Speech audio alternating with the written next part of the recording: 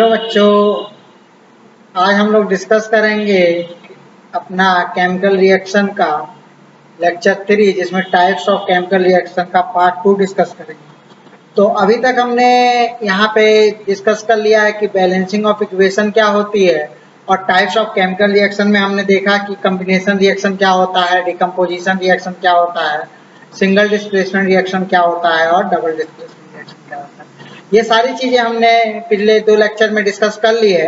आज हमारा ये लास्ट लेक्चर है जिसमें हम लोग जो बची हुई केमिकल रिएक्शन है उनको डिस्कस करेंगे और उसमें भी डिकम्पोजिशन रिएक्शन या तुम्हारा डबल डिस्प्लेसमेंट रिएक्शन में एक सब टॉपिक भी है या सब टाइप भी है, वो भी डिस्कस करेंगे और किस तरीके से क्वेश्चन आ सकता है उनके बारे में भी हम लोग बात करेंगे। तो चलिए शुरू करते हैं। मेरा नाम है ब्रजेश गुप्ता, मैं केमिस्ट्री पढ़ाता हूँ IIT JEE मेन और एडवांस को।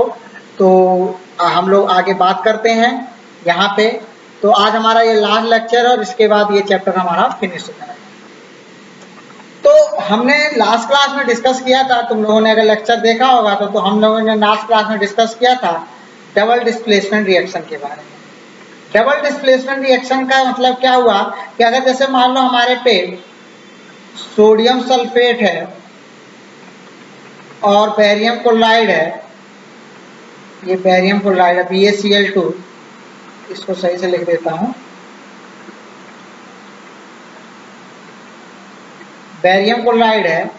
तो ये दोनों रिएक्ट करके, तो इसमें क्या होता था डबल डिस्प्लेसमेंट में, ये आयन का एक्सचेंज होता था, यानी कैटायन आपस में एक्सचेंज होता है, यानी ये बेरियम इधर चला जाएगा और सोडियम इसके इधर आ जाएगा, इसकी जगह आ जाएगा। तो हमारे पे क्या बन रहा था, बेरियम सल्फेट बन जाएगा और प्लस बनेगा NaCl। इसको बैलेंस कर दो। तो अब हमारे पे क्या हुआ कि ये डबल डिस्प्लेसमेंट रिएक्शन में कुछ रिएक्शन ऐसी होती हैं जिसमें हमारा क्या आता है कि एक ऐसा कंपाउंड बनता है जो सॉलिड होता है और वो पानी में डिजॉल्व नहीं होता, जिसकी वजह से वो नीचे प्रेसिपिटेट हो जाता है, यानी बैठ जाता है। तो यानी ऐसे रिएक्शन को हम बोलेंगे प्रेसिपिटेशन रिएक्शन, यानी डबल डिस्प्लेसमेंट रिएक्शन का एक ऐसा टाइप। ठीक है, ये सिर्फ डबल डिस्प्लेसमेंट नहीं, सिंगल डिस्प्लेसमेंट में भी हो सकता है।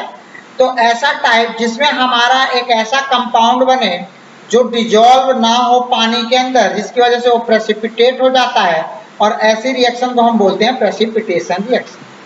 क्लियर? तो यहाँ पे मैंने, यहाँ पे तुम देख रहे हो, यहाँ पे एक एग्जाम्पल के थ्रू यहाँ पे हम समझें तो यहाँ पे भी तुम्हारे पे, यहाँ पे अगर तुम देखो तो यहाँ पे मिक्स कर रहा है, तो ये देखो यहाँ पे केमिकल मिक्स हो रहा है, दोनों ही हमारे कलरलेस है, मिक्स होते ही यहाँ पे ब्लैक कलर का प्रेसिपिटेट जम रहा है। सिमिलरली यहाँ पे येलो कलर का ये प्रेसिपिटेट तुमको दिखाई दे रहा है। तो यानी ये chemical reaction occur in aqueous solution where two ions bond together form a insoluble salt, यानी इनसॉल्युबल सॉल्ट बना ले। तो एग्जाम्पल थोड़ा समझते हैं। तो अभी मैंने एक एग्जाम्पल दिखाया तुमको, और ये एग्जाम्पल मैं कुछ डिस्कस करूंगा वो NCERT के एग्जाम्पल है, तो तुमको इनको पता होने चाहिए। क्वेश्चन आता है तो तुमको 1 नंबर में क्या लिखना है कि what is the precipitation reaction, और इसमें तुमको एग्जाम्पल भी लिखना है। तो यहाँ सोडियम सल्फेट और बेरियम क्लोराइड हमारा रिएक्ट कर रहा है, और रिएक्ट करने के बाद बेरियम सल्फेट जो कि व्हाइट कलर का प्रेसिपिटेट है वो नीचे जम जा रहा है, और NaCl बन रहा है लेकिन वो सॉल्युबल है। तो जो प्रेसिपिटेशन इसलिए बोल रहे हैं क्योंकि बेरियम सल्फेट का बनना, और ये बेरियम सल्फेट हमारा क्या हो रहा है कि नीचे जम जा रहा है, यानी प्रेसिपिटेट हो जा रहा है।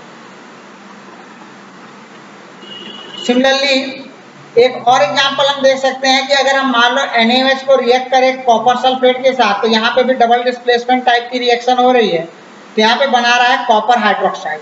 तो कॉपर हाइड्रोक्साइड भी पानी में सॉल्युबल नहीं होता है, तो ये भी क्या बना लेगा, ये भी एक तरह का प्रेसिपिटेट बना देगा, जिसका कलर होता है पेल ब्लू कलर का, ये भी प्रेसिपिटेट हो जाएगा। तो ये भी एक टाइप है किसका, प्रेसिपिटेशन रिएक्शन का। एक और बहुत फेमस हमारा रिएक्शन है कि अगर हम NaCl को रिएक्ट करते हैं AgNO3 के साथ, तो यहाँ भी डबल डिस्प्लेसमेंट रिएक्शन आता है और AgCl बनाता है, ये भी हमारा क्या होता है, प्रेसिपिटेट हो जाता है।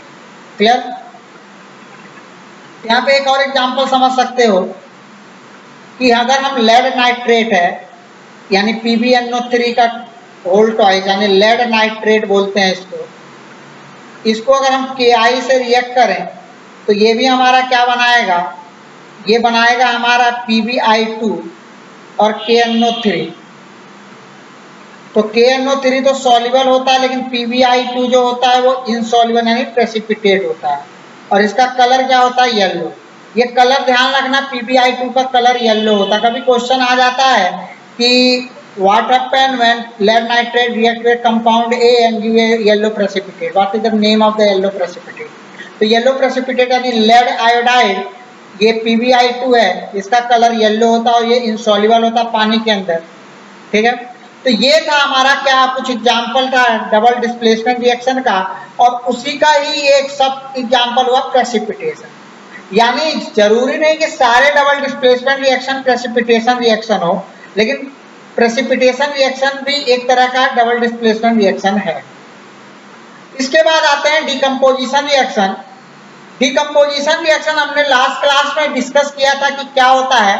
डिकम्पोजिशन रिएक्शन का मतलब ये होता है कि अगर मेरे पे एक सिंगल प्रोडक्ट है, तो सिंगल प्रोडक्ट को अगर हम हीट दें और हीट देने के बाद अगर वो डिकम्पोज होता है दो या दो से ज़्यादा प्रोडक्ट में, तो ऐसे रिएक्शन को हम क्या बोलते हैं?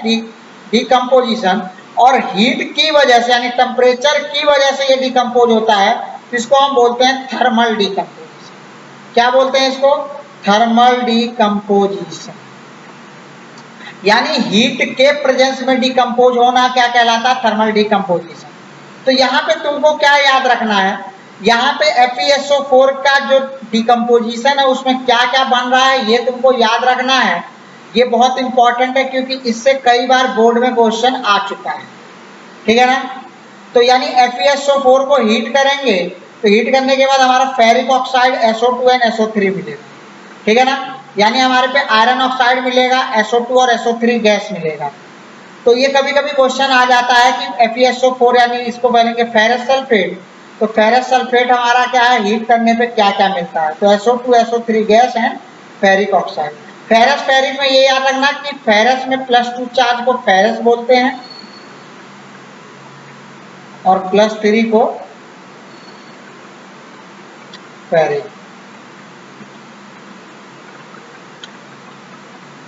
सिमिलरली एक और डिकम्पोजिशन का थर्मल डिकम्पोजिशन का एग्जांपल है कि अगर मान लो हमारे पे लेड नाइट्रेट है, ठीक है, तो लेड नाइट्रेट को अगर हम हीट करते हैं तो ये किसमें टूटता है? लेड ऑक्साइड NO2 यानी नाइट्रोजन डाइऑक्साइड एंड ऑक्सीजन।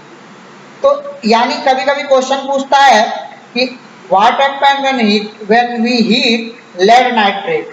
तो लेड नाइट्रेट को हीट करने पे क्या होगा? जब ऐसा क्वेश्चन आया तो यानी ये PbO देगा, यानी लेड ऑक्साइड, नाइट्रोजन ऑक्साइड, और नाइट्रोजन ऑक्साइड का जो कलर होता है वो ब्राउन कलर का होता है। यानी अगर क्वेश्चन आता है कि ए compound A after decomposition it's give brown fumes, brown fume मतलब ब्राउन कलर का धुआं, तो इसका मतलब ये समझ आना कि यहाँ NO2 प्रोड्यूस हो रहा है और ये तुम्हारा लेड नाइट्रेट का एग्जाम्पल है। तो लेड नाइट्रेट को जब हीट करोगे तो PbO बनेगा, NO2 जो कि ब्राउन कलर की फ्यूम्स होती है, धुआं होता है, और O2 बनेगा। ठीक है, तो ये कुछ एग्जाम्पल थे हमारे थर्मल डिकम्पोजिशन। अब आते हैं थोड़ा फोटो डिकम्पोजिशन की बात कर लें। फोटो डिकम्पोजिशन का क्या मतलब है? फोटो डिकम्पोजिशन का मतलब ये हुआ कि जो सनलाइट के प्रेजेंस में डिकम्पोज हो। तो यहाँ पे तुम देख रहे हो कि AgBr है यानी सिल्वर ब्रोमाइड है, उसमें मैं सनलाइट डाल रहा हूँ, तो सनलाइट डालने के बाद ये डिकम्पोज हो रहा है सिल्वर एंड Br2। ठीक है, तो यानी अगर हमारे पे AgBr है तो AgBr में मैं सनलाइट डालूंगा यानी सनलाइट इसमें दूंगा तो ये डिकम्पोज हो जाएगा। ठीक है, किसमें? Silver and Br2। तो सिल्वर ब्रोमाइड का जो कलर होता है वो लाइट येलो कलर का होता है, लेकिन जब सनलाइट इस पर पड़ता है तो ये किस कलर में चेंज हो जाता है? ग्रे कलर में। और ये ग्रे कलर किसका है? सिल्वर मेटल का। ठीक, और एक चीज और ध्यान रखना कि ये सिल्वर ब्रोमाइड जो है इसका सॉल्यूशन हम यूज करते हैं फोटोग्राफिक प्लेट में। इसी वजह से जो फोटोग्राफ बनता है यानी फोटो बनती है, आजकल तो नहीं लेकिन एक्सरे जरूर देखा होगा तुमने, वहां पे AgBr का सॉल्यूशन यूज होता है। तो इसी वजह से उसको हम अंधेरे कमरे में करते हैं। क्यों करते हैं अंधेरे कमरे में? अगर क्वेश्चन में पूछा जाए, बिकॉज कि अगर जैसे ही उसको सनलाइट मिलेगा वो सिल्वर में और Br2 में टूट जाएगा, यानी उसका जो कलर है सिल्वर ब्रोमाइड का येलो से वो किस में कन्वर्ट हो जाएगा, तुम्हारा ग्रे कलर।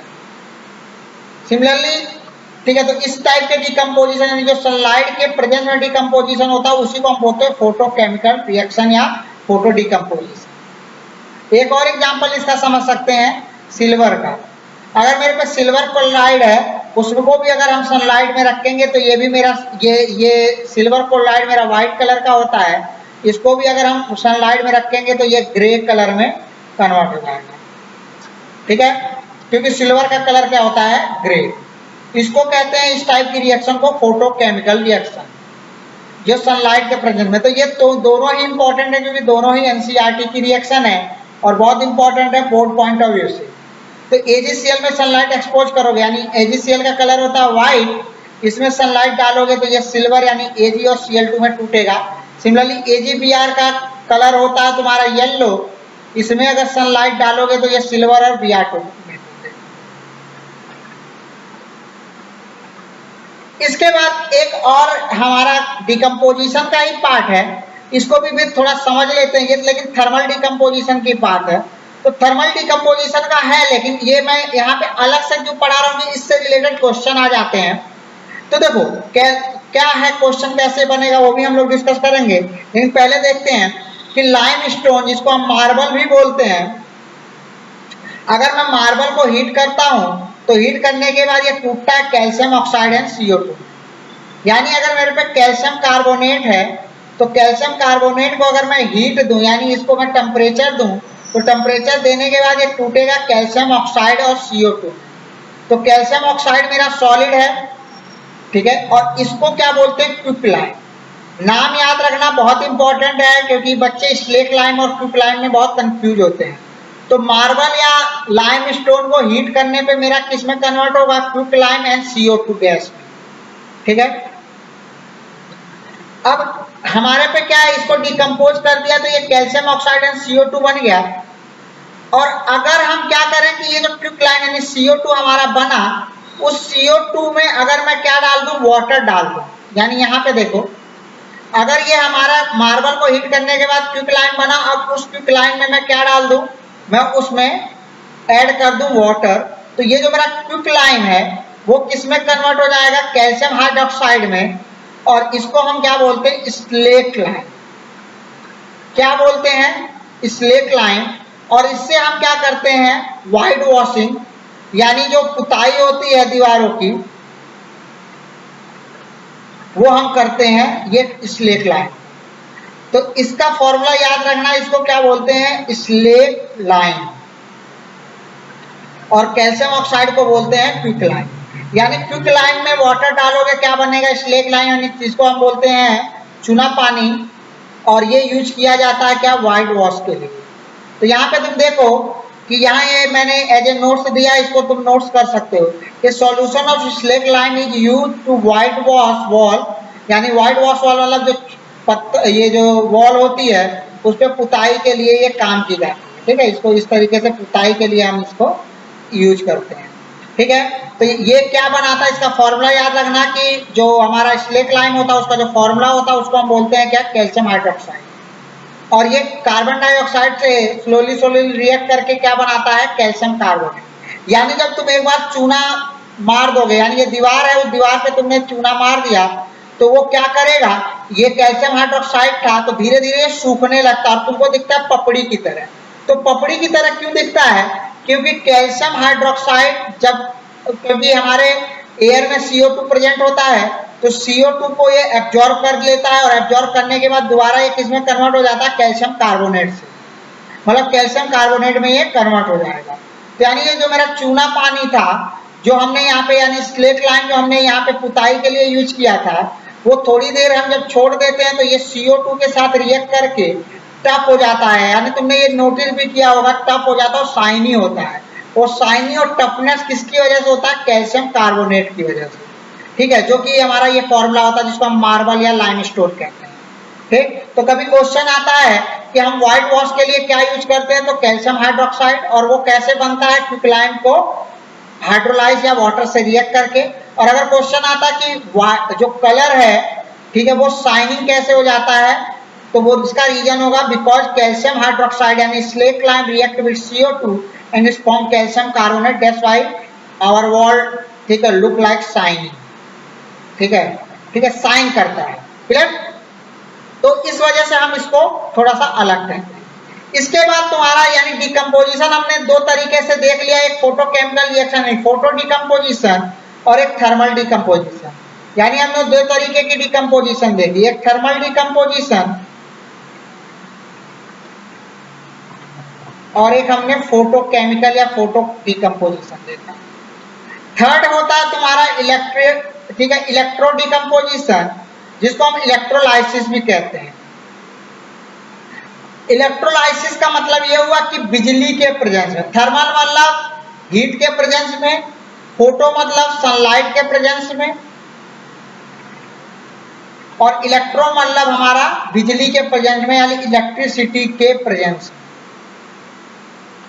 ठीक, तो इलेक्ट्रोलाइसिस का मतलब यह हुआ कि यहाँ पे हमारा जो रिएक्शन होगी वो किस, या डिकम्पोजिशन जो होगा वो किसकी वजह से होगा, वो डिकम्पोजिशन होगा बिजली की वजह से या इलेक्ट्रिसिटी की वजह से। तो इसको हमारा एक एग्जांपल के थ्रू समझे, इलेक्ट्रोलाइसिस ऑफ वाटर। यानी अगर मेरे पे पानी है उसमें मैं हाई वोल्टेज की इलेक्ट्रिसिटी पास करता हूं तो यहाँ पे मेरा ये डिकम्पोज हो जाएगा H2 और O2 में, ठीक है। तो इसको कहते हैं हम इलेक्ट्रो डिकम्पोजिशन या इलेक्ट्रोलाइसिस, यानी इलेक्ट्रिसिटी के प्रेजेंस में डिकम्पोज, यानी टूट रहा है किसके प्रेजेंस में, इलेक्ट्रोलाइसिस यानी इलेक्ट्रिसिटी के प्रेजेंस, ठीक है। तो यहाँ पे तुम देख रहे हो यहाँ पे दो रॉड है, एक को कैथोड और एक को एनोड कहते हैं। हम आने वाली क्लासेस में पढ़ेंगे कि कैथोड पे कौन सी रिएक्शन होगी एनोड पे, और यहाँ पे हमारा एक जगह यहाँ पे कैथोड पे H2 बनता है, यानी यहाँ पे कैथोड पे क्या बनेगा H2 और एनोड पे क्या बनता है N2 O2, ठीक है ना, ये ध्यान में रखना। अब हमने रिएक्शन पिछली क्लास में पढ़ ली थी, तो जरा बताओ कि ये किस टाइप की रिएक्शन है। वीडियो को थोड़ा पॉज करो और बताओ क्या कौन टाइप की रिएक्शन होगी ये। ओके, तो आई होप इसको बता दिया होगा तुम लोगों ने। इसको हम बोलते हैं कौन सी रिएक्शन, सिंथेसिस या कॉम्बिनेशन रिएक्शन, क्योंकि यहाँ पे कंबाइन हो रहा है, यानी फास्फोरस और ऑक्सीजन मिलके क्या बना रहे हैं, P4O10। अगला बताओ, इसमें बताओ ये कौन सी टाइप की रिएक्शन हो रही है।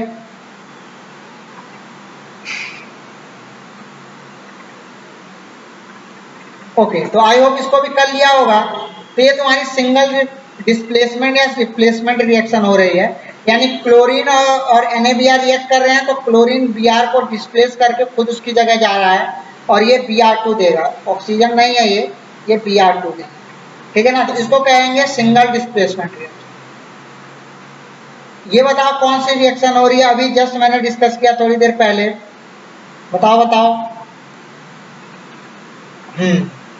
तो इसको बता दिया होगा, इसको कहेंगे डबल डिस्प्लेसमेंट या डबल रिप्लेसमेंट रिएक्शन, यानी यहाँ पे आयन का एक्सचेंज हो रहा है। बेरियम हमारा किसके साथ, सोडियम की तरफ आ रहा है और सोडियम इधर जा रहा है और ये आपस में एक्सचेंज हो रहे हैं और यहाँ हमको क्या मिल रहा है, NaCl और बेरियम से, इसको कहेंगे डबल डिस्प्लेसमेंट। सिमिलरली इसको बताओ ये कौन सी रिएक्शन हो रही है।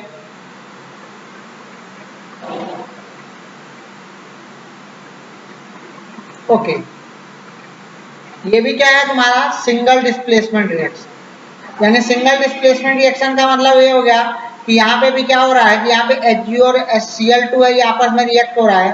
तो Cl क्या कर रहा है, ऑक्सीजन को हटा के उसकी जगह चला जा रहा है और यहाँ O2 आ रहा है, इसको बोलेंगे सिंगल डिस्प्लेसमेंट रिएक्शन। तो यहाँ पे हमने टाइप्स ऑफ रिएक्शन पढ़ ली। अब आते हैं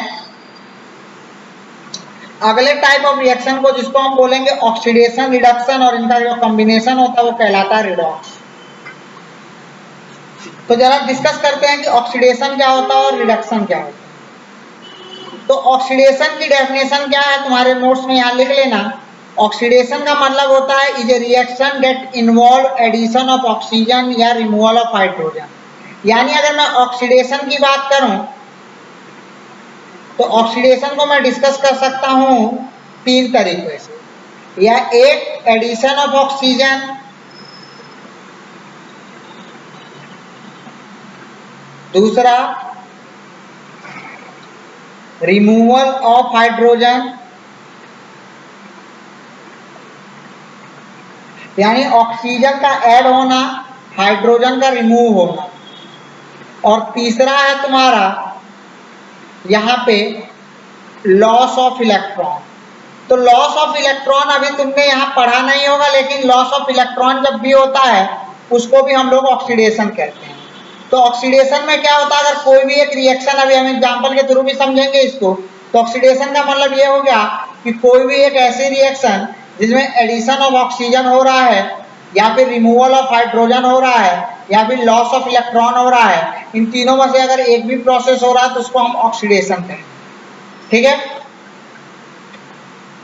सिमिलरली रिडक्शन किसको बोलेंगे? फिर रिडक्शन में अगर हम समझे तो रिडक्शन एक ऐसी रिएक्शन होगी जो ऑक्सीडेशन की उल्टा होगा। यानी यहाँ पे वहां एडिशन ऑफ होगा ऑक्सीजन, तो यहाँ पे रिमूवल ऑफ ऑक्सीजन,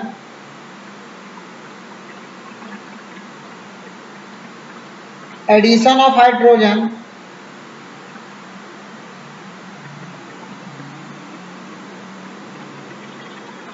ठीक है, रिमूवल ऑफ ऑक्सीजन हो गया, एडिशन ऑफ हाइड्रोजन हो गया, और यहाँ पे तीसरा हो सकता है तुम्हारा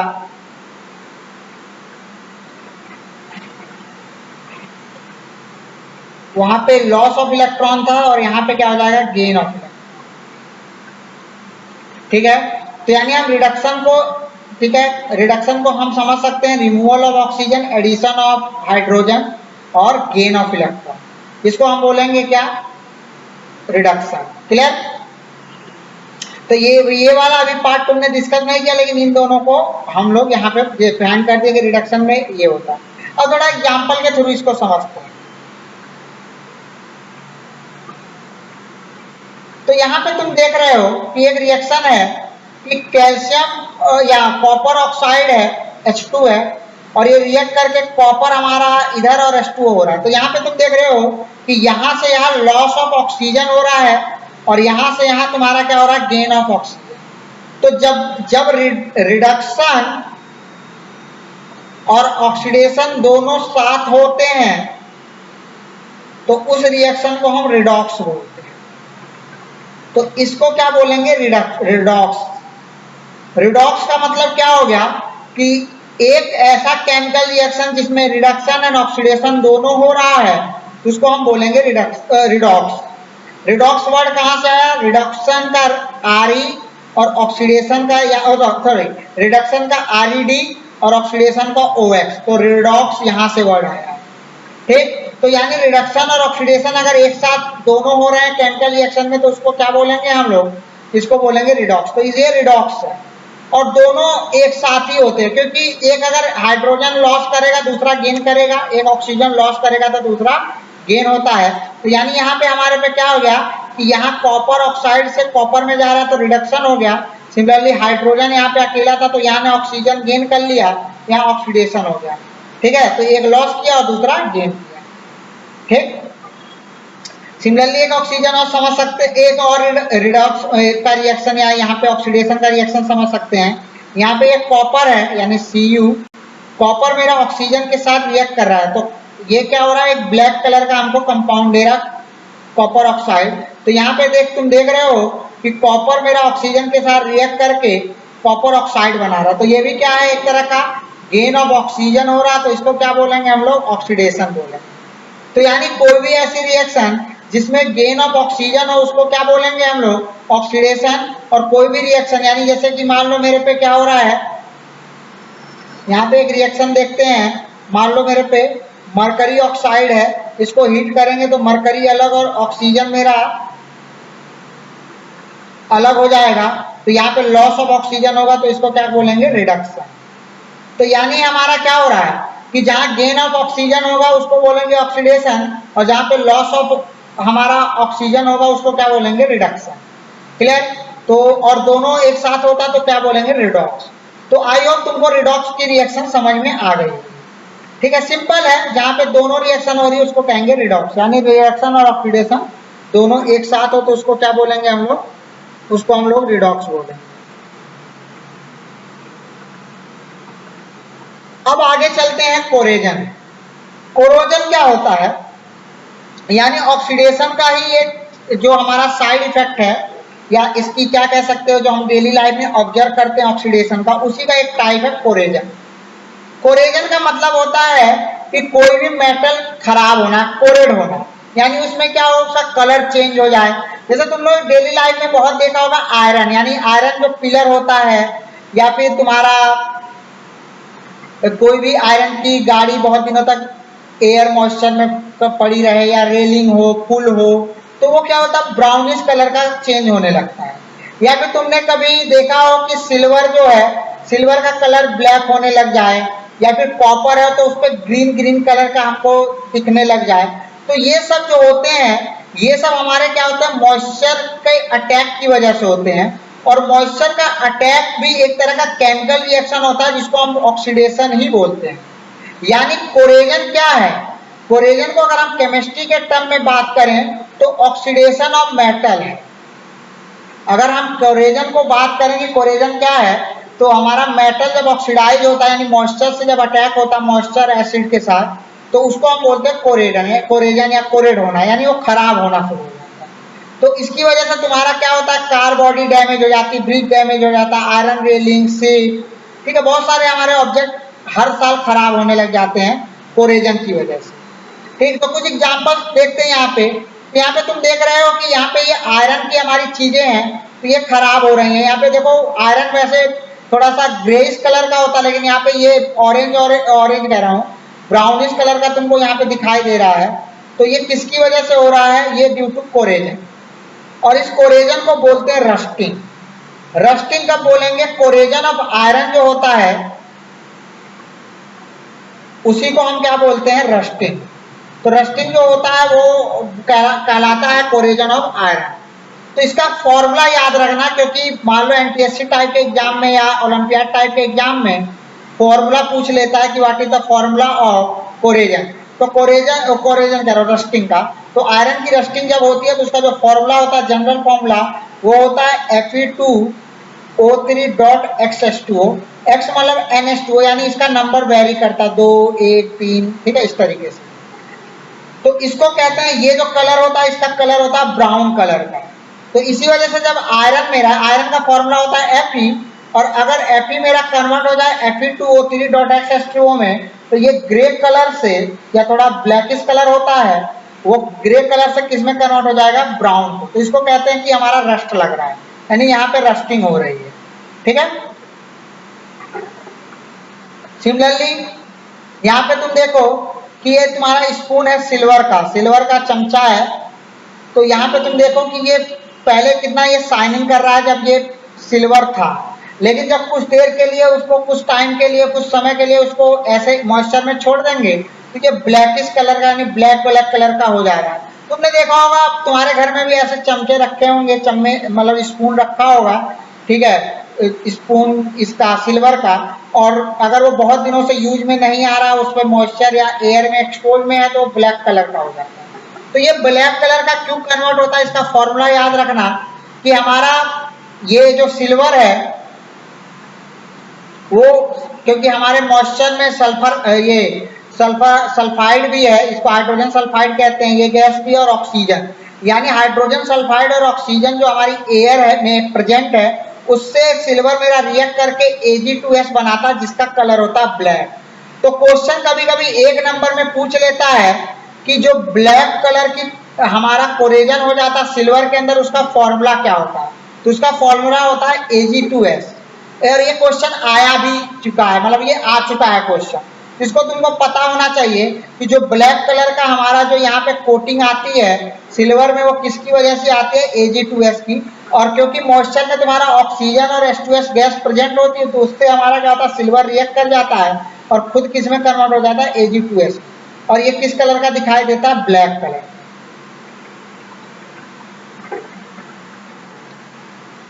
उसके बाद यहाँ पे तुम देख रहे हो कि यहाँ कॉपर है एक हमारा, तो ये कॉपर जो हमारा दिखाई दे रहा है, ये कॉपर हमारा थोड़ा सा ग्रीन कलर का दिखाई दे रहा है, यहाँ पे ये थोड़ा ग्रीनिंग कलर का यहाँ पे दिखाई दे रहा है।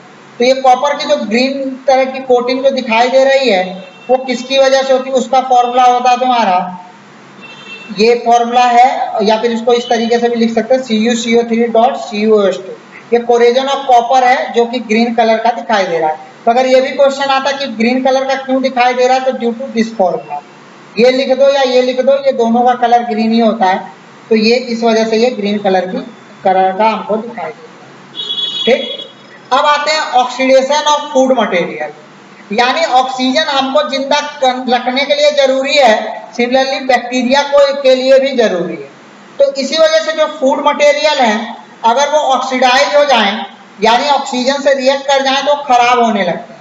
क्योंकि क्या होता है, ऑक्सीजन के प्रेजेंस में हम ही लोग थोड़ी ना ग्रो करते हैं, बैक्टीरिया भी ग्रो करने लग जाते हैं। और जब बैक्टीरिया मेरा ग्रो करेगा तो वो क्या करेगा, वो उसको खराब करेगा, ऑक्सीडाइज करेगा, और जिसकी वजह से उसका जो टेस्ट है, उसका जो स्मेल है, जो फूड मटेरियल होता है वो चेंज हो जाता है।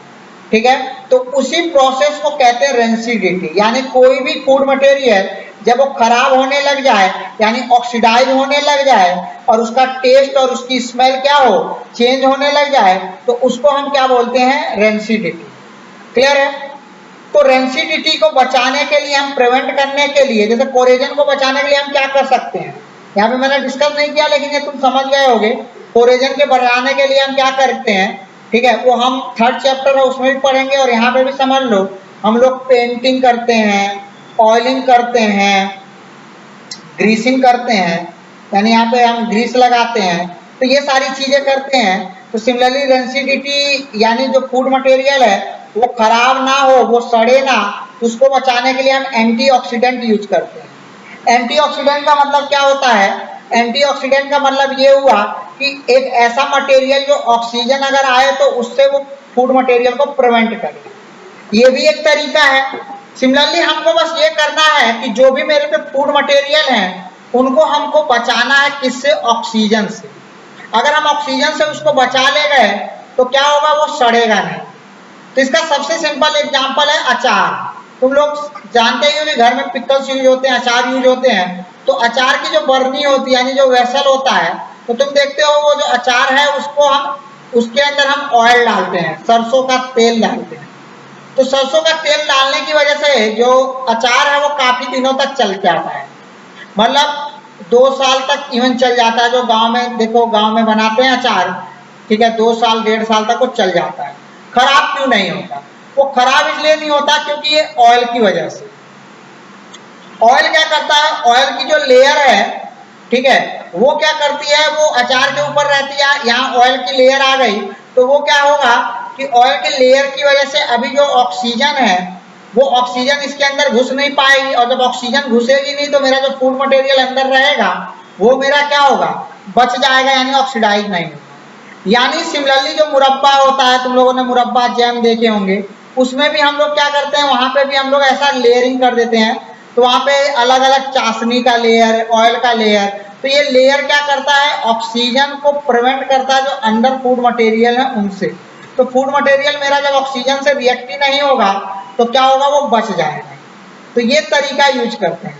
सिमिलरली तुमने देखा होगा चिप्स, तो चिप्स के पैकेट जो होते हैं उसमें एयर भरी रहती है। वो एयर जो होता है वो नाइट्रोजन की होती है, वो एयर नहीं होता, ऑक्सीजन नहीं होता है। अगर ऑक्सीजन भर दोगे तो चिप्स मेरा खराब हो जाएगा। वो किसका होता है, वो नाइट्रोजन का होता है। तो क्वेश्चन अगर आता है कि क्यों हम नाइट्रोजन गैस भरते हैं चिप्स पैकेट में, तो उसका आंसर ये होगा कि नाइट्रोजन जो होता है वो एंटीऑक्सीडेंट है और वो ऑक्सीजन को बचाता है, ठीक है, अंदर आने से। तो जब नाइट्रोजन रहेगा उसके अंदर गैस रहेगी तो दूसरी गैस तो ऐसे आएगी नहीं, तो हमारा चिप्स क्या होगा, प्रिवेंट हो जाएगा। तो इसी वजह से अब वो भी ऑक्सीजन की एक लिमिट है ना, कब तक प्रिवेंट करके रखेगी। इसी वजह से हर फूड मटेरियल का एक एक्सपायरी डेट होती है, 6 महीने, 9 महीने, 1 साल, ठीक है। तो एंटीऑक्सीडेंट हम यूज करते हैं ताकि ऑक्सीजन जो है उससे हमारा जो फूड मटेरियल या जो भी मटेरियल है वो हमारा बचा रह सके। इसी को हम बोलते हैं क्या, एंटीऑक्सीडेंट। और रेंसिडिटी का मतलब ये हुआ कि in the presence of oxygen हमारा जो फूड मटेरियल है वो रेंसिड हो जाए, यानी उसका टेस्ट, उसका स्मेल चेंज हो जाए। और ये भी एक तरह का क्या है, ऑक्सीडेशन ही है। तो यहाँ पे तुम कुछ रेंसिडिटी का एग्जाम्पल देख रहे हो। ये ब्रेड है, तो यहाँ पे ब्रेड देखो एकदम फ्रेश लग रहा है, लेकिन अगर कुछ समय के लिए छोड़ दिया जाए तो यहाँ फंगस ग्रो हो जा रहे हैं, यानी मतलब ये ऑक्सीडाइज हो जा रहा है, यानी ऑक्सीजन से रिएक्ट होने की वजह से बैक्टीरिया फंगस से ग्रो होकर इसको खराब कर दे रहे हैं, तो इसको कहेंगे रेंसिडिटी। ये देखो खराब हो रहा है, इसी को कहते हैं रेंसिडिटी।